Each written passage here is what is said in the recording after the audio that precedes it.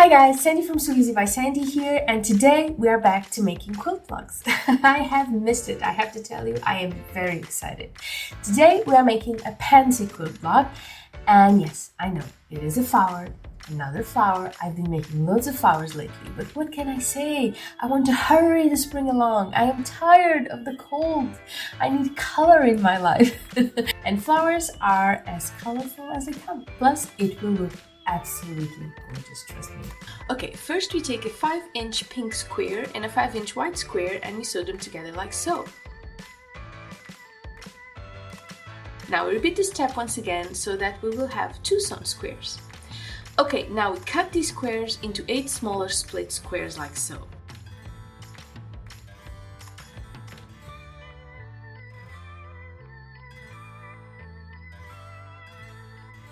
As in half pink and half white.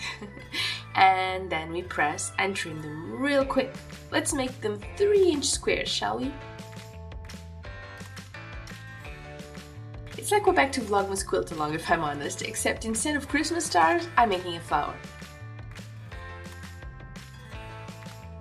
I have to say, pressing and trimming the block pieces isn't something that came very natural to me in the beginning, but I would get disappointed so often because of not doing that now I am the biggest advocate for these 2 easy steps. They make all the difference.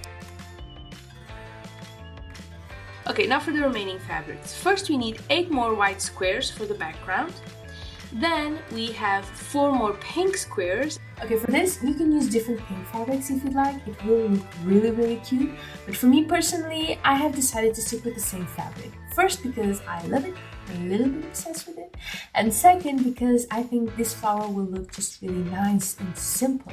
And it will make the flower the hero, not the fabric. Okay, now 4 green squares for the corners, and these ones I am making completely different. And just 1 more square, a yellow square for the center of our flower. All 3 by 3 inches, okay? And now it's time to assemble our pansy quilt block. And this kind of feels like I'm doing a puzzle right now. You know, most quilt blocks do for me. All the quilts do, I guess. It's all about putting the right pieces in the rightful spot to create something awesome once they're finished.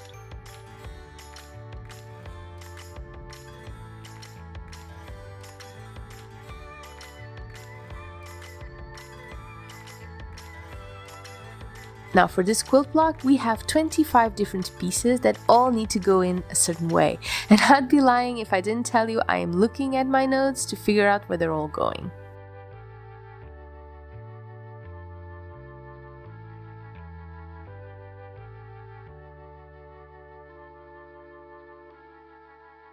And that's it, our puzzle is complete. Now on to the sewing.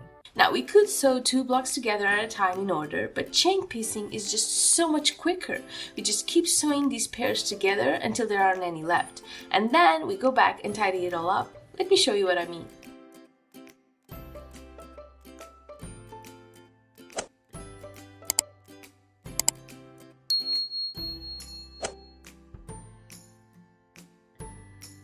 Okay, here's our chain. Time to put them all back into place like so.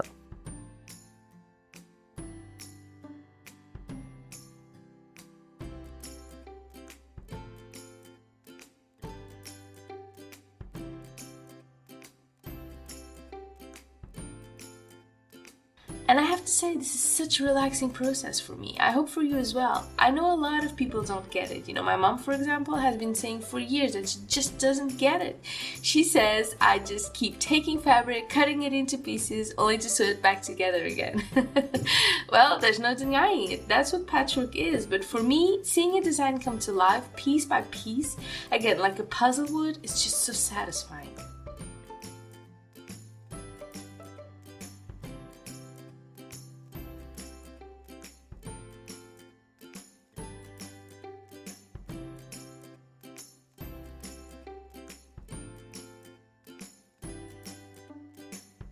And now we're in the final stretch, only a couple of things to do before our pansy is complete. Okay, final steps. We press our block, making sure it's all nice and straight. And last but certainly not least, we trim the block. Now this one wasn't all that bad, only 2 sides to trim, and that's because we trimmed the pieces back at the beginning. It really makes such a difference.